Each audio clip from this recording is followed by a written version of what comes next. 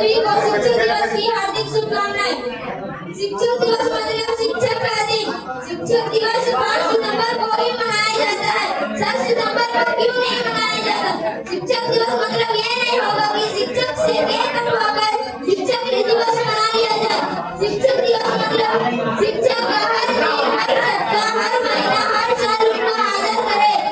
मैं आप लोग को एक बात बताना चाहता हूँ। कभी-कभी देखिएगा शिक्षक किन्हीं के घर में गए होंगे तो उनका शिष्य बाहर नहीं आएगा। ये नहीं कि बाहर आकर उनका पैर छूकर प्रणाम करे।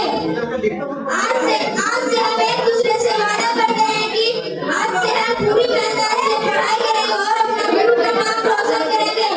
हमारे शिक्षक हमारे जीवन में वो अलौकिक शक्ति है जो हमें अज्ञान रूपी अंधकार से बाहर निकालते हैं और ज्ञान रूपी प्रकाश की चेतना हमारे